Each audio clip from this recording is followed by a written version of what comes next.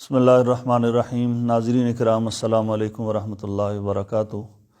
کافی عرصے سے اس چیز کا مشاہدہ کیا جا رہا ہے کہ گھروں میں اور مسجدوں میں کرسیوں پر نماز پڑھنے والوں کی تعداد میں اضافہ ہو رہا ہے، اور بغیر تحقیق کے، بغیر سمجھنے کے، پوچھنے کے لوگ اور گھروں میں مائیں بہنیں بیٹیاں آرام سے تن آسانی کے لیے کرسی پر بیٹھ کر نماز پڑھنا شروع کر دیتی ہیں، حالانکہ نماز کے لیے قیام کرنا فرض ہے۔ ایسا مریض جس کو صرف جھکنے کے اندر سجدے میں تکلیف ہوتی ہے، اس کے لیے قیام بھی فرض ہے، اس کے لیے نماز میں رکوع بھی فرض ہے۔ اور میں دیکھتا ہوں بازار میں مسجد ہے، لوگ آتے ہیں، موٹر سائیکل پہ آتے ہیں، اپنے شاپنگ کرتے ہیں، سامان اٹھاتے ہیں، لیکن مسجد میں آئیں گے، کرسی آرام سے لیں گے اور کرسی پر بیٹھ کر ہی وہ پوری نماز شروع کرتے ہیں۔ اس سے نماز نہیں ہوتی۔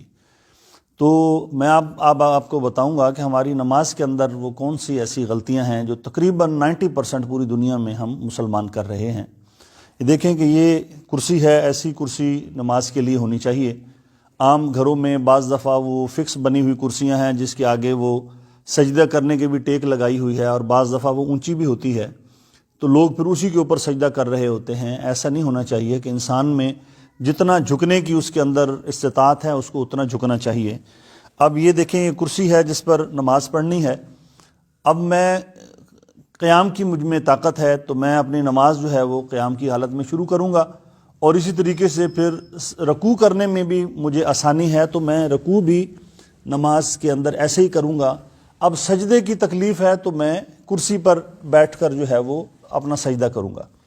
اور اس سجدے کے لیے آپ نے دیکھا ہوگا کہ لوگ جو کرسیوں پر نماز پڑھتے ہیں ان کے اندر جو بڑی غلطی یہ ہے کہ وہ نماز کرسی پر شروع کر کے رکوع کے اندر وہ اتنا جھکتے ہیں، اور پھر سجدے میں جانے کے لیے آپ نے دیکھا ہوگا 90% یا 95% لوگ ایسے سجدہ کرتے ہیں۔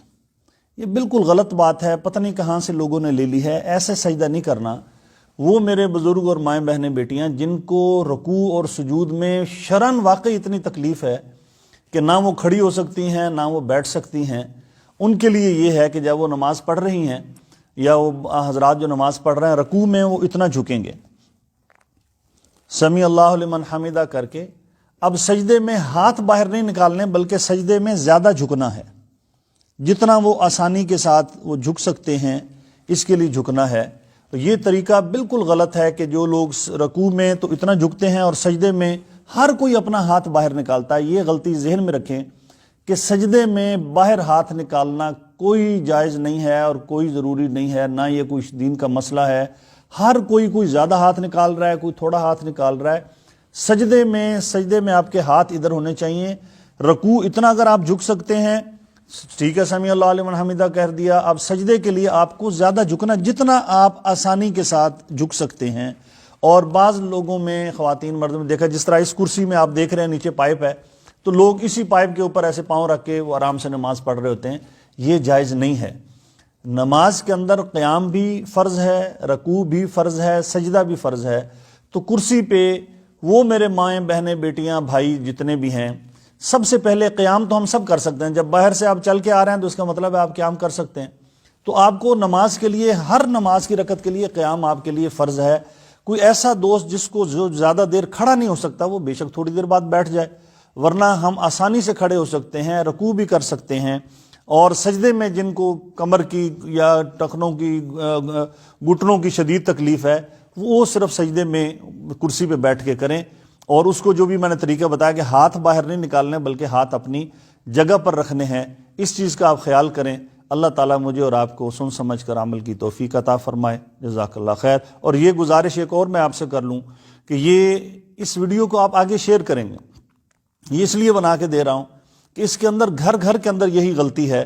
اس کو ثواب کی نیت سے اس کو آپ نے شیئر کرنا تاکہ ہر گھر کے اندر جو مریض ہیں، جو نماز کرسی پہ پڑھتے ہیں، ان سے گزارش یہ ہے کہ وہ اپنی اس غلطی کو درست کر لیں۔ اور جہاں تک یہ پیغام جا سکتا ہے، کسی ایک کی بھی نماز درست ہوگی میری اور آپ کی نجات کا ذریعہ ہے۔ جزاکم اللہ خیر، وآخر دعوانا الحمدللہ رب العالمین۔